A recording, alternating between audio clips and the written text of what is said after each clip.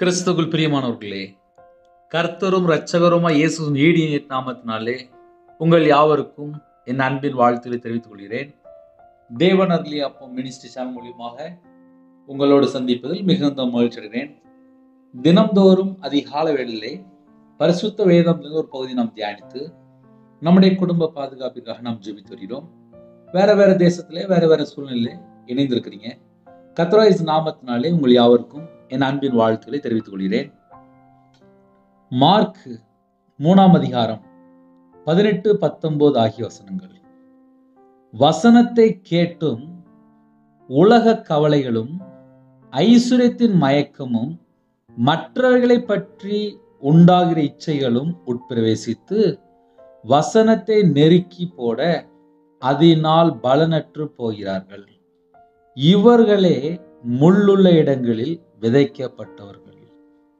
ஹல்லேலூயா. கிறிஸ்துவுக்குள் பிரியமானவர்களே, வசனத்தை கேட்டும் உலக கவலைகளும் ஐசுரியத்தின் மயக்கமும் மற்றவர்களை பற்றி உண்டாகிற இச்சைகளும் உட்பிரவேசித்து. இருதயத்துக்குள்ளே 3 காரியம் நம்ம செக் பண்ணி பார்க்கலாம். ஏன் ஒரு மனுஷனுடைய வாழ்க்கையில வசனம் நெருக்கி போடுது அப்படின்னா ஒரு 3 காரியம் இருக்கு. உலக கவலை. என் வாழ்க்கையில எனக்கு உலக கவலை, வியாபாரத்திலிருந்து நான் ஊழியத்துக்கு வரும்போது உலக கவலை அதிகமா இருந்துச்சு. வியாபாரத்தில் இருக்கும்போது நல்ல செழிப்பா வியாபாரம் பார்த்தேன். ஆனா நஷ்டப்படும் போது கடன்ல கஷ்டப்பட்டு நடுரோட்டுக்கு வந்தேன். அதனால நான் இப்படிலாம் அழிஞ்சு போயிட்டேனே, வியாபாரத்துல இருந்து இப்படி நான் நஷ்டப்பட்டு வெளியில வந்துட்டேனே அப்படின்னு சொல்லி மன அழுத்தம், டிப்ரெஷன், இது என் வாழ்க்கையில் அதிகமா இருந்துச்சு. கையில பைபிள் எடுத்து வாசிக்கும் போதெல்லாம் ஆவியானவர் பேசும்போது கண்ணீரோடு இருப்பேன். அதாவது அதிகமா கண்ணீர் வரும். பைபிள் வாசிக்கும் போது அப்படியே கண்ணீர் அப்படியே ஓடிட்டே இருக்கும். என்னன்னு சொல்லி பார்க்கும்போது இருதயம் ஃபுல்லா பாரமா இருந்திருக்கும். ஆவியானவர் பேச பேச பேச நீ மீட்டெடுத்தார். எத்தனையோ காரியத்துல அடிமை. வசனத்தை கேட்டும் உலக கவலைகள் இருக்கும்போது அவங்களால ஒரு நிம்மதியா இருக்க முடியாது, பேசி சிரிக்க முடியாது, சந்தோஷமா இருக்க முடியாது, தனிமையில வாழ்வாங்க, வேதனையோடு துக்கத்தோடு இருப்பாங்க, ஒடுக்கப்பட்ட நிலைமையில இருப்பாங்க. இதெல்லாம் நான் என் வாழ்க்கையில அனுபவிச்சிருக்கேன். அதனால சேர்த்து சொல்லி தரேன். ஒரு குடும்பத்துல உலக கவலையில இருக்கிற ஒரு மனுஷனை நம்ம எப்படி கண்டுபிடிக்கலாம் அப்படின்னா ஈஸியா கண்டுபிடிக்கலாம். இந்த வசனத்தை நீங்க கரெக்டா புரிந்து கொண்டால் அழகா கண்டுபிடிக்கலாம். ஏன்னா நான் உலக கவலையில நான் வாழ்ந்திருக்கேன். டிப்ரெஷன்ல இருப்பாங்க, மன அழுத்தத்துல இருப்பாங்க, மனைவிட்ட கூட ஒழுங்கா பேச மாட்டாங்க, பிள்ளைகள்கிட்ட கூட ஒழுங்கா பேச மாட்டாங்க, கையில செல்போன் இருந்துச்சுன்னா தனியா ஒரு வாரமா உட்காந்துருப்பாங்க, நைட் ஆனா தூக்கம் வராது, பகல்ல நிம்மதி இருக்காது, அவங்களுக்கு என்ன செய்யறாங்கன்னு சொல்லி தெரியாது, பாதிக்கப்பட்டிருப்பாங்க. உலக கவலை. ஒரு மனுஷனுக்குள்ள உலக கவலை இருந்துச்சு அப்படின்னா இப்படி வாழ்ந்துட்டு இருப்பாங்க. யார்கிட்டயுமே பேசி சிரிக்க மாட்டாங்க, சிரிச்சுலாம் பேச மாட்டாங்க. ஏன்னா அவங்க மன அழுத்தத்துல இருப்பாங்க, உலக கவலையில வாழ்ந்துட்டு இருப்பாங்க. அப்படி சில குடும்பங்கள் இருக்கு. இந்த காலை வேளையில கூட சில குடும்பத்துல யோசிக்கிறீங்க, நான் தான் இப்படி இருப்பேன் அப்படின்னு சொல்லி இப்படியே யோசிக்கிறீங்க. ஏன்னா சில குடும்பத்துல என்ன நடக்கும் அப்படின்னா,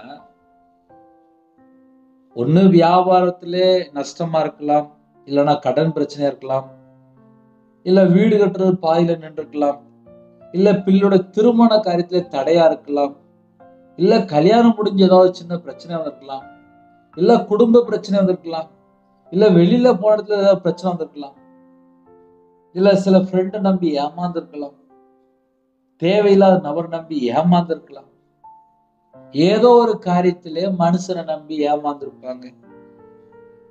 இப்படி நிறைய காரியங்கள் சொல்லலாம். உலக கவலை.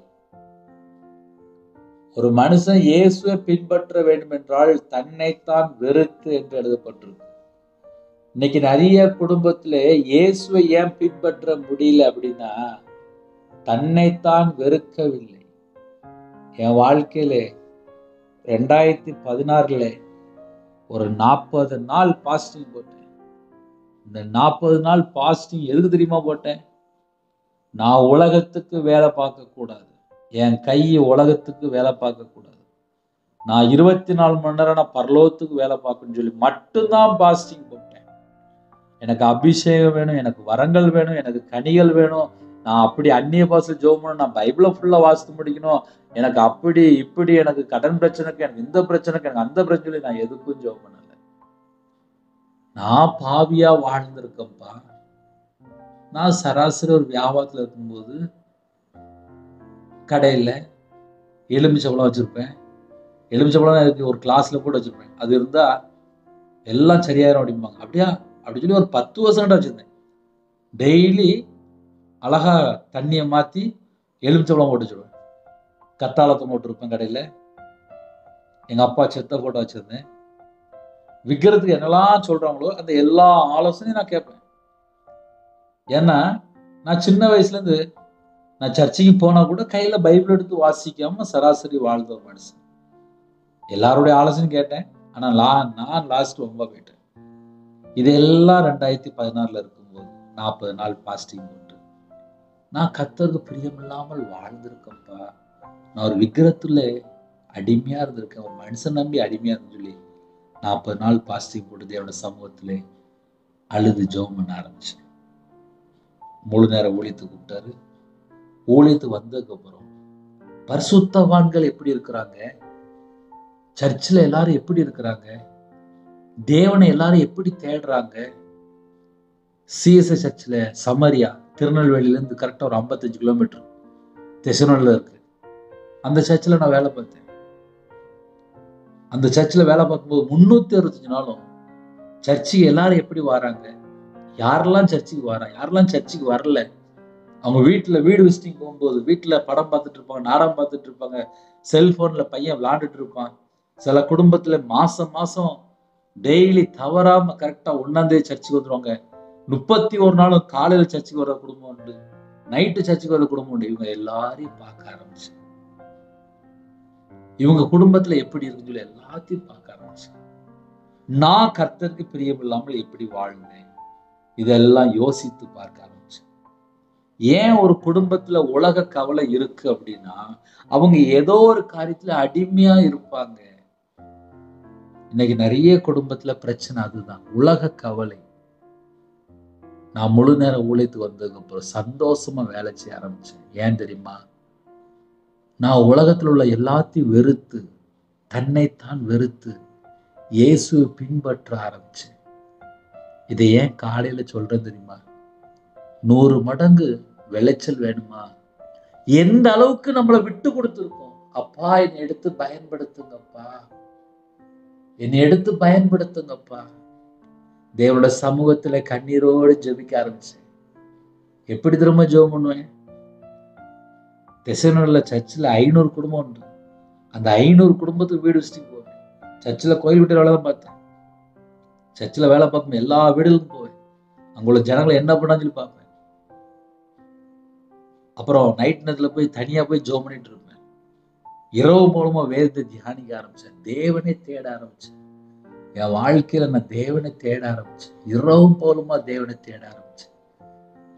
ஒரு நாள் சாயங்கால நேரத்துல முழங்கால் போட்டு ஜெபம் பண்ணிட்டு இருந்தேன்.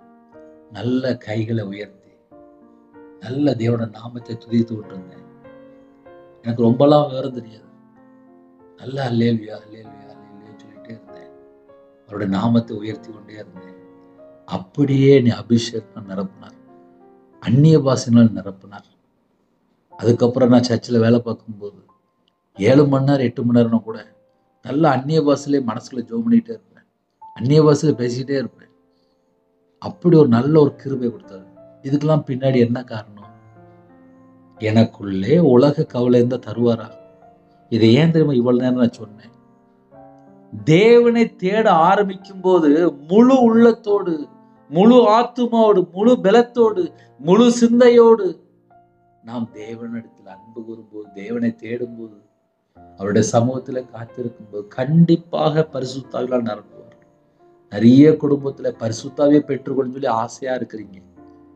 ஒரு சின்ன கேள்வி கேட்கிறேனே, சில குடும்பத்துல என்னதான் பண்றாங்க, 24 மணி நேரத்துல ஏதாவது ஒரு காரியத்துல அடிமையா இருக்கிறாங்க.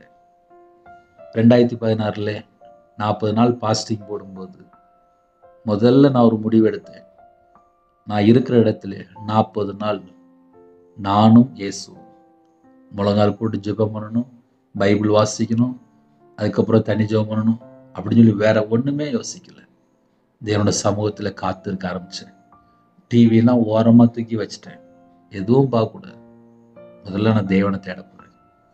அந்த 40 நாள் பாஸ்டிங் போடும்போது தான் அழகா தரிசனமா கொடுத்தாரு சர்ச்சில் உள்ள வேலைக்கு. இதெல்லாம் எப்படி? உலக கவலை இருந்துச்சுன்னா மறுபடியும் உலகத்துக்குள்ள போயிடுவாங்க. என் வாழ்க்கையில நான் தேவனை தேட ஆரம்பிச்சேன். தேவனை தேட ஆரம்பிக்கும் போது கர்த்தர் அழகா அபிஷேகம் பண்ணி கூப்பிட்டாரு. அதெல்லாம் இன்னைக்கு நினைச்சா கூட அவ்வளவு பெரிய ஒரு சந்தோஷமான விஷயம், அற்புதமான விஷயம், ஆச்சரியமான விஷயம். காலையில ஏந்திரமா சொல்றேன், உலக கவலை. நிறைய குடும்பத்துக்குள்ள என்ன பிரச்சனை அப்படின்னா உலக கவலை. எல்லாருடைய வாழ்க்கையிலுமே எல்லாருக்கும் பணம் தேவை இருக்கு. மனுஷன் அப்படின்னாலே வீட்டுக்கு பணம் வேணும். ஒரு குடும்பம் அப்படின்னாலே ஒரு மாசம் இவ்வளவு ரூபா பணம் வேணும். ஆனா அதுலயே மூழ்கி போயிருந்தாங்கப்பா. இப்ப அதான் பிரச்சனை. நிறைய குடும்பத்துல என்னன்னா, ஐயோ என் வாழ்க்கை போச்சு, என் வாழ்க்கை போச்சு, என் வாழ்க்கை போச்சு. கிடையாது. தேவன் உங்களை உயர்த்துவார், அவருடைய பலத்த கரத்துக்குள்ள அடங்கிருங்கள் என்று வேதம் சொல்லுது. என் வாழ்க்கையில நான் 2016 சர்ச்சில் போய் அரெஸ்ட் ஆயிட்டேன். அவ்வளவுதான். சர்ச்சில் போய் பேசாம உட்கார்ந்துட்டேன். எனக்கு நீங்க மட்டும்தான்ப்பா, எனக்கு நீங்க மட்டும்தான்ப்பா. சர்ச்சில் போய் அவருடைய சமூகத்துல போய் காத்திருந்து ஜெபம் பண்ண ஆரம்பிச்சிட்டேன். உங்களை விட்டா எனக்கு வேற யாருமே இல்லப்பா அப்படின்னு சொல்லி தேவனுடைய சமூகத்தை நோக்கி இரவு போலுமா கைகளை உயர்த்தி மன்றாடி ஜெபம் பண்ண ஆரம்பிச்சேன். கண்ணீரோடு ஜெபம் பண்ண ஆரம்பிச்சேன். அழகா சர்ச்சில் ஒரு வேலை கொடுத்தாரு. சந்தோஷமா வாழ ஆரம்பிச்சு. கர்த்தர் உயர்த்தினார், உயர்த்தினார், உயர்த்தினார். எல்லா தேசத்துக்குள்ளுமே சுவிசேஷம் அறிவிக்க தேவன் அருளி அப்ப மினிஸ்டர் தந்தார். எப்படி? அவருடைய சமூகத்திலே காத்திருக்கும் போது. உலக கவலை எனக்குள்ள வரல, உலக கவலை வரல. இன்னைக்கு நிறைய குடும்பத்துக்குள்ள தேவனை தேடுறாங்க, ஆனா உலக கவலை இதயம் முழுவதும் உலக கவலை தான் இருக்கு. அதான் பிரச்சனை. சில குடும்பத்துல என்ன யோசிக்கிறீங்க அப்படின்னா, எப்ப பார்த்தாலும் உலக கவலை உள்ள கிடக்கு. சரி, எனக்கு உலக கவலை இல்லை அப்படின்னு சொல்லி சில குடும்பத்துல உடனே சொல்லுவீங்க. அங்க 2வது பாயிண்ட் போட்டிருக்கு, ஐஸ்வர்யத்தின் மயக்கம் என்று எழுத போட்டிருக்கு. இப்ப 2வது குரூப் என்ன அப்படின்னா, ஐஸ்வர்யத்தின் மயக்கம். ஐஸ்வர்யத்தின் மேல ஒரு மயக்கம். ஒரு குடும்பத்துல நல்ல அந்நிய பாஷை நிரம்பி ஜெபம் பண்றாங்க, நல்லா தரிசனம் பார்க்கறாங்க, தேவனுடைய பிரசன்னத்தை உணர்றாங்க, எல்லாம் செய்யறாங்க. ஆனால் அவங்களுக்குள்ள என்ன தெரியுமா இருக்கு? ஐஸ்வர்யத்தின் மயக்கம் இருக்கு. அதனால என்ன நடக்கு அப்படின்னா உலக கவலை ஆட்டோமேட்டிக்கா வந்துருது. அடுத்தாப்புல 3வது ஒரு செக்ஷன் இருக்கு, மற்றவர்களை பற்றி உண்டாகிற இச்சைகளும். இது ஒரு முக்கியமான வேலை. இந்த 3க்குமே நம்ம அழகா புரிந்து கொண்டால் எல்லா குடும்பத்திலுமே தேவனுடைய பிரசன்னத்தை உணர முடியும், தேவனுடைய வல்லமையை பெற்றுக்கொள்ள முடியும். பரிசுத்தத்தினால் நிரப்புவார், உங்களை வல்லமை எடுத்து பயன்படுத்துவார், கனிகளினால் நிரப்புவார், வரங்களினால் நிரப்புவார். ஆனா நம்ம செக் பண்ணி பார்க்க வேண்டிய ஒரு முக்கியமான ஒரு 3 காரியம் இருக்கு இருக்கு இருக்கு இருக்கு. அதனாலதான் ஆழமா பேசிட்டு இருக்கேன். 1, உலக கவலையா இருக்கும். அது எப்பேற்பட்ட காரியமானாலும் இருக்கலாம். அது ஒரு கணவன் மனைவிக்குள்ள காரியமா இருக்கலாம், இல்ல பிள்ளைகளுக்குள்ள காரியமா இருக்கலாம், இல்ல எனக்கு ஒரு பிள்ளை இல்லாம இருக்கு. நிறைய காரியம் நம்ம சொல்லலாம். 29 வயசுல ஒரு அக்கா ஜெபத்துக்கு வந்தாங்க. கல்யாணம் முடிஞ்சு கரெக்டா 9 மாசம் தான் ஆகுதான். அண்ணா எனக்கு ஒரு பிள்ளை வேணும்ண்ணே, ஜெபம் பண்ணுங்க அப்படின்னாங்க.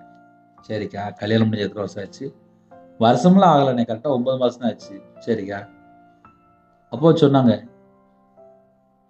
எங்கள் ஃபேமிலியில் யாராவது ஃபோன் அடித்தா பிள்ளை இருக்கான்னு சொல்லி கேட்குறாங்க, சொந்தக்காரங்க கேட்குறாங்க, பக்கத்து வீட்டில் அங்கே போய் பேசினா அவங்களும் அதான் கேட்குறாங்க, மாமியார் அதான் கேட்குறாங்க, ஃபேமிலியும் அதான் கேட்குறாங்க.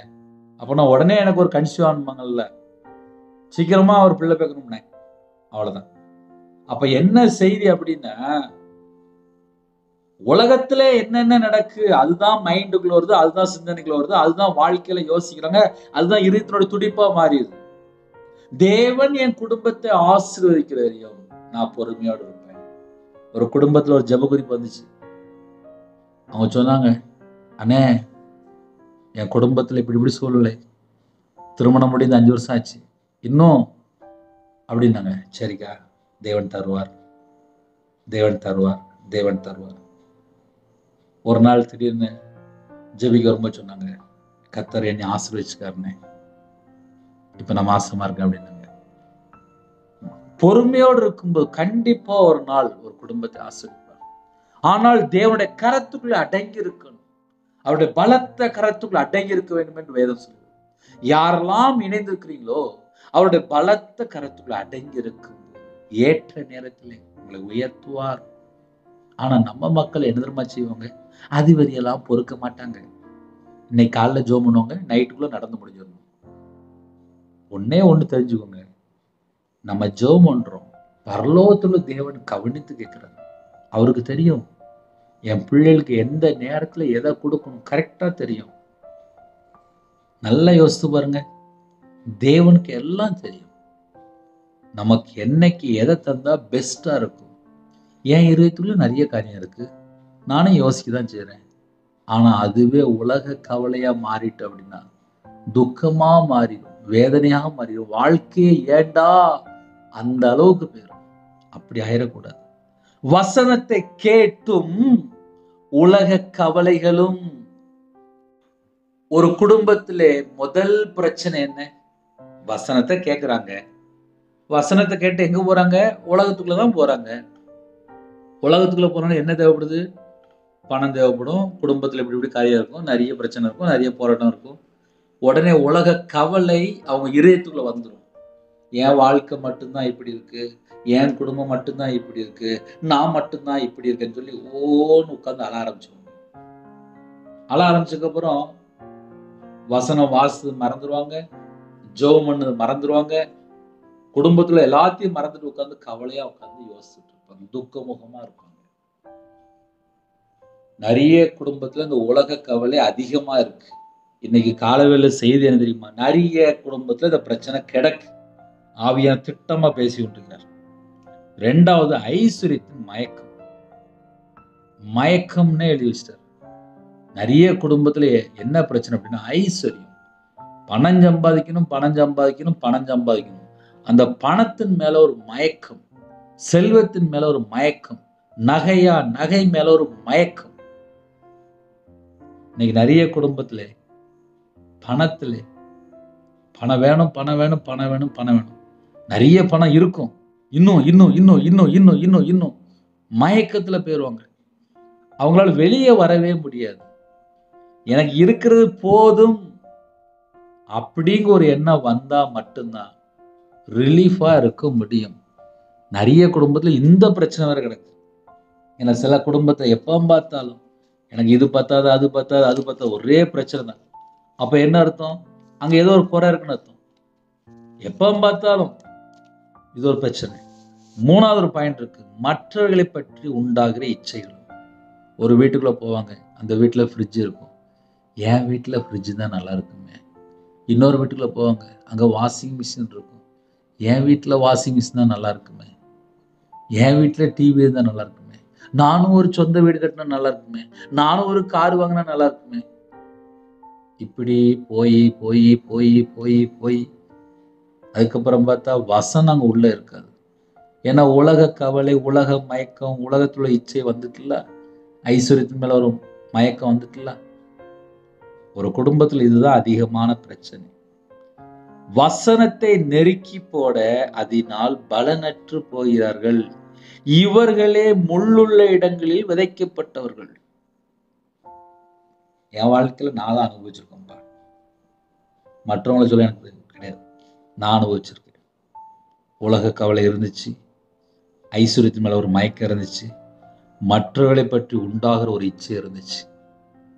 இதை எப்படி கண்டுபிடிக்கலாம் அப்படின்னா, உலக கவலை ஒரு மனுஷனுக்குள்ள இருக்கும்போது துக்கத்தோடு வாழ்ந்துட்டு இருப்பாங்க. அவங்களால ஒரு ஃப்ரீயா பேச முடியாது. ஒரு மன அழுத்தம் மாதிரி, டிப்ரெஷன் மாதிரி இருப்பாங்க.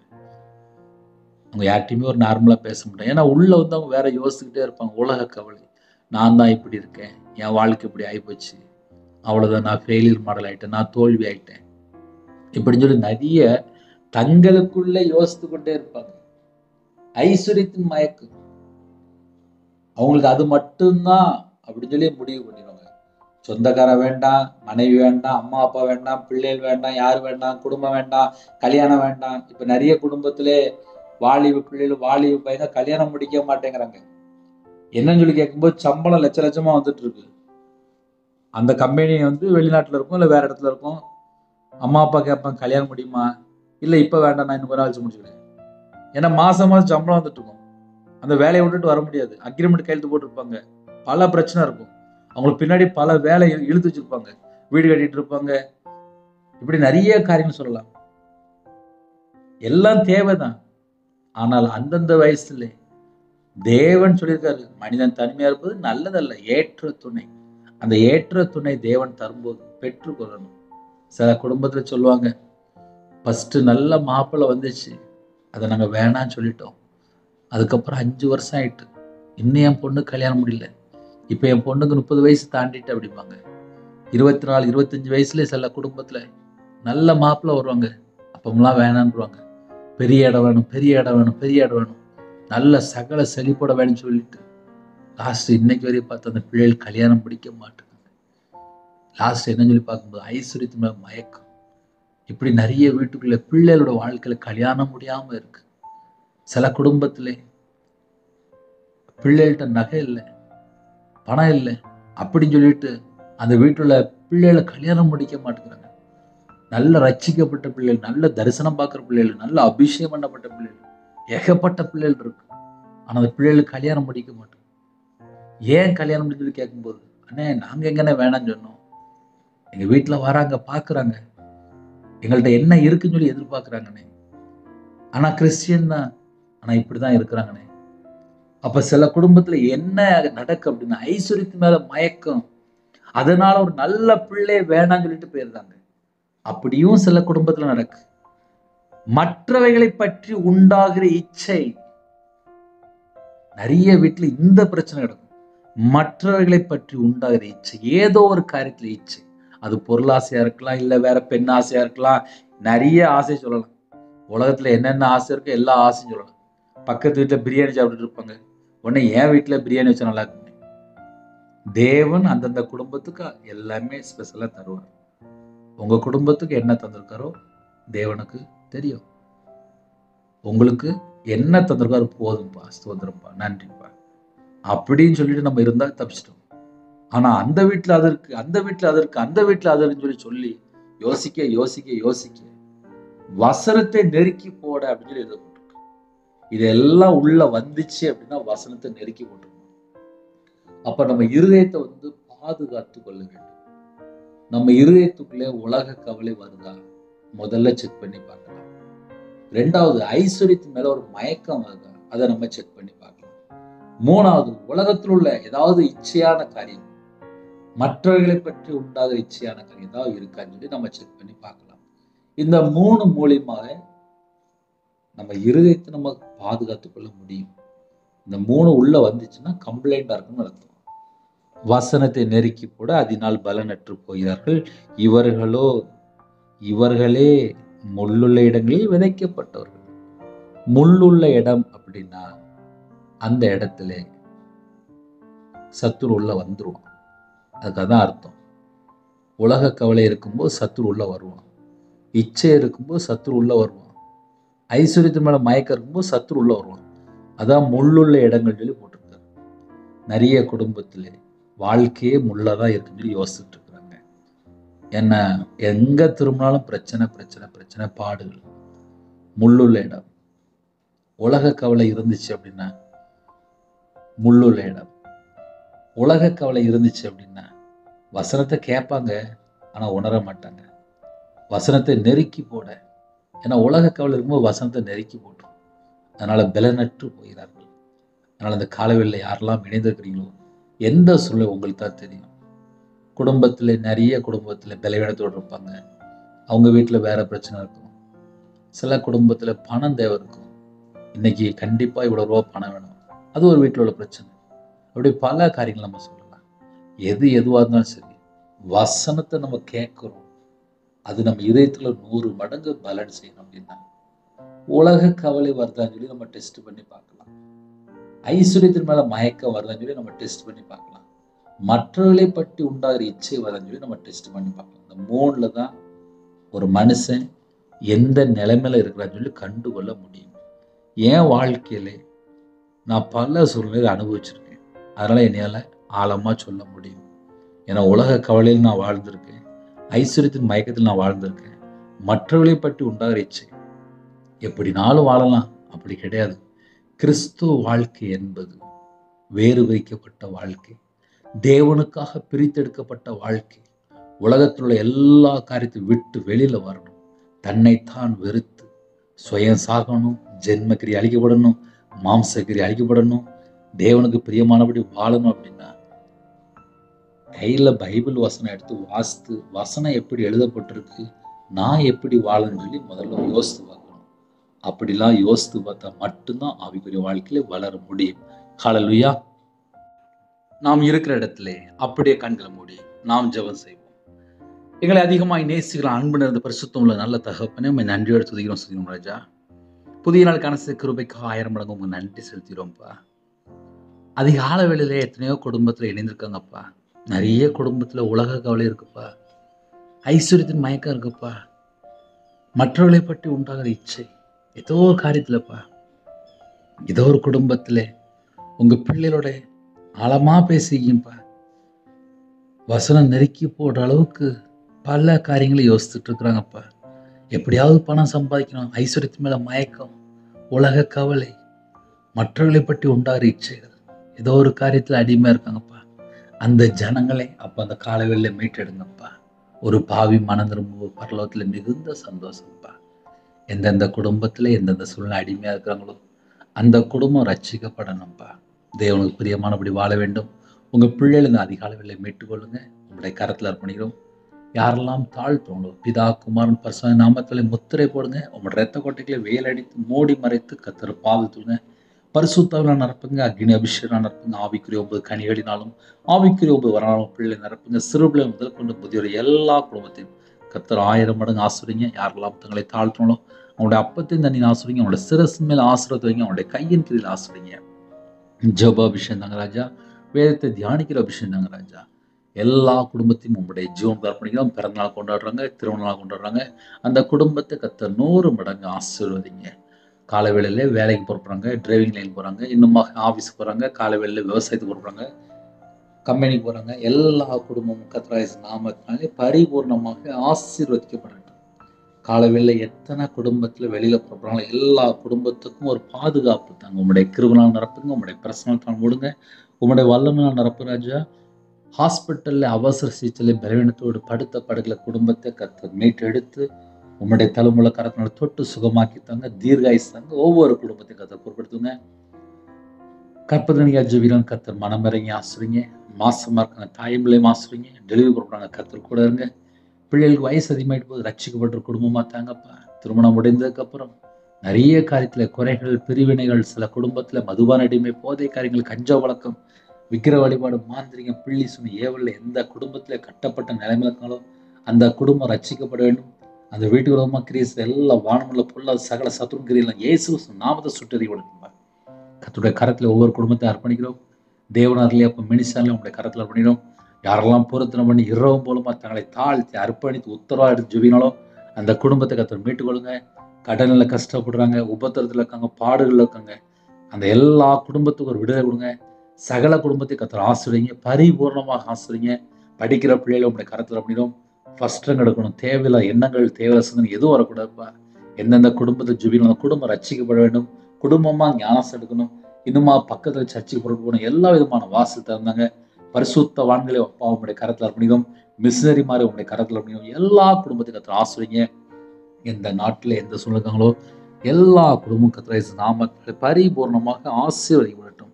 இந்த நாளில் ஜெபிக்கிற ஒவ்வொரு குடும்பத்தையும் உங்களுடைய ஜீவன்களை தாழ்த்த முடியும். எல்லா குடும்பம் கர்த்தர் நாமத்தில் ஆசீர்வதிக்கப்படும். எத்தனையோ தேசத்துக்குள்ள இணைந்திருக்காங்க, அவங்களுடைய மன விருப்பத்தை நிறைவேற்றித்தாங்க. சொந்த வீடு கட்டணும்னு சொல்லி ஆசைப்படுறாங்க. கர்த்தர் எல்லா விதமான வாசல் திறந்தாங்க ராஜா. கர்த்தர் கூட ஆசைங்க அப்பா. நல்ல வேலை தாங்க. வெளிநாடு போறதுக்காக யாரெல்லாம் ஜெபிக்கணும் எல்லா குடும்பத்தையும் கர்த்தர் பொருட்படுத்துங்க. எத்தனையோ தேசத்துல இணைந்திருக்காங்க, அவங்களுடைய மன விருப்பத்தை கர்த்தர் நிறைவேற்றித்தாங்க. உங்க நாம மட்டும் மேம்படட்டும். துதி கன மகிமை எல்லாமும் ஒருங்கே செலுத்திடும். இயேசு கிறிஸ்துவின் பிதாவே ஆமென். தேவனுக்கே மகிமை உண்டதாக. கர்த்தர் தாமே உங்களை உங்கள் குடும்பத்தில் சகல காத்திலும் சம்பூர்ணமா திருப்தியாக கர்த்தர் கொடுத்து ஆசீர்வதிப்பாராக. ஆமென். கர்த்தராகிய கிருபையும் பிதாவாகிய தேவனுடைய அன்பும் பரிசுத்தருடைய ஐக்கியமும் இப்பொழுதும் எப்பொழுதும் சதா காலங்களிலும் நம்மளோடு கொடுப்பதாக. ஆமென். கிறிஸ்துவில் பிரியமானவர்களே, 9363064181 நம்பருக்கு கொண்டால் நாங்கள் உங்களுக்காக குடும்பத்தை ஜெபிப்போம். நீங்களும் எங்களை ஊழியக்காக தொடர்ந்து ஜெபித்துக் கொள்ளுங்கள். God bless you.